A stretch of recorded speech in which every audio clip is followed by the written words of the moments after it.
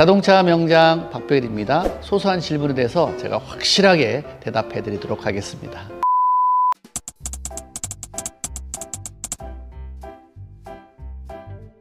네, 결론부터 얘기하면 꼭 워밍업 해야 됩니다. 왜 그러냐면 우리 사람으로 얘기하면 이제 수영을 좋아하는 사람이 아침에 일어나자마자 물속에 풍덩 이렇게 들어가면 옆에 사람이 뭐라고 하는 줄 아세요? 저러다 심장마비 걸리는데, 그러다 죽을 수도 있다, 이런 얘기하죠. 자동차가 똑같습니다.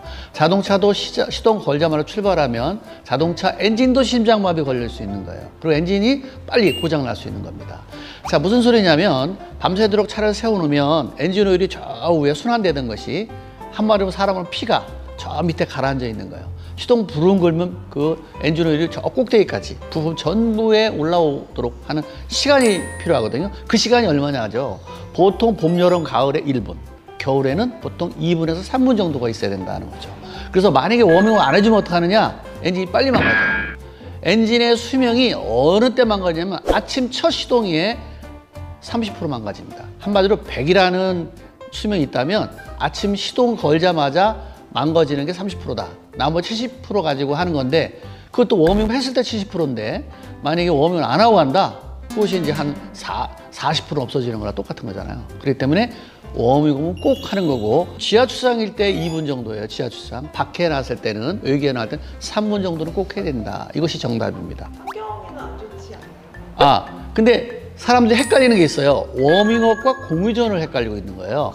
예. 다 같은 말로 생각하는데, 워밍업이라는 것은 아침에 첫 시동을 걸어서 엔진 오일이 순환되는 시간, 그게 이제 워밍업이고요. 근데 공유전은 뭐냐면 그렇게 워밍업 된 차를 계속 시동 걸어놓고 있는 게 공유전. 첫 시동 걸어서 엔진을 따뜻하게 데펴주고 또 엔진의 오일이 순환되게 해주는 것은 워밍업이다.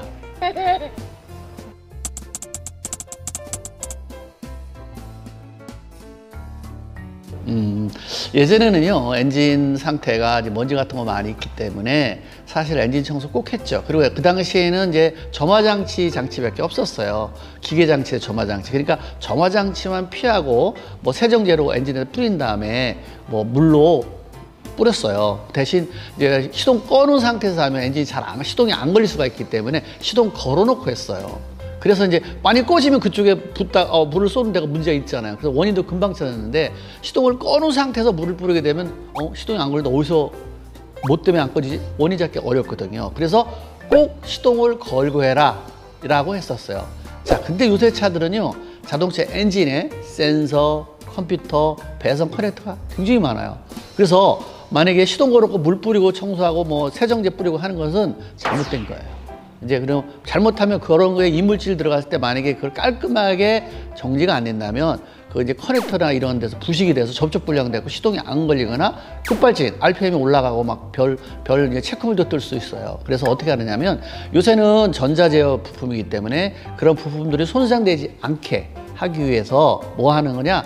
거품 클리너, 한마디로 케미칼 같은 게 있어요. 엔진 세정제에 때 찌꺼기 빼는 거. 흔히 말하면 PB환 뭐 이런 말을 하잖아요. 그런 아주 PB와는 독성이 강해서 안 되고요. 그냥 일반적으로 엔진 용으로 적당하게 만들어 놓은 게 있어요.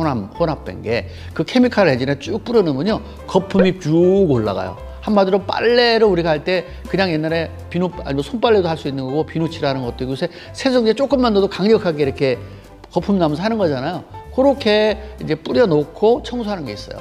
그리고 물 뿌려도 되는데 당연히 시동 걸어놓고 해야겠죠. 근데 물 뿌리는 것보단 더 좋은 거는 에어로, 공기로다가 커넥터라든가 컴퓨터, 배선 커넥터 쪽 센서 깔끔하게 불어주면 돼요. 단 또 하나, 햇빛에 한 번쯤 말려줄 필요가 있어요. 혹시나 뭐 워밍업 됐을 때라든가 아니면 엔진 열에서 다 마르긴 마르는데 분진 열으로 햇빛에 말려놓는다면 더욱더 안전하게 배선이라든가 컴퓨터를 보호할 수 있습니다.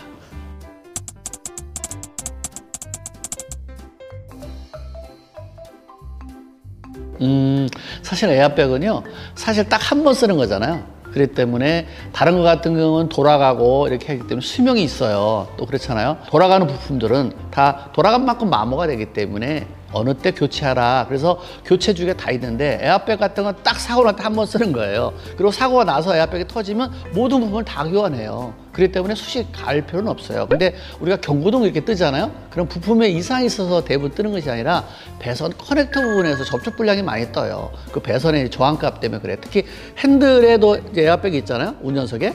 그럼 거기 배선이 내려가는데 거기에서 배선도 연결되는 게 작동하다 보면 이게 약간의 그 접촉 불량도 생기고 커넥터의 저항도 달라질 수 있어요. 그리고 거기 클락 스프링이라고 있는데 그 자체가 문제될 수도 있어요. 그래서 크게 고장은 아니에요. 근데 그것만 교체하면 되는 거고요.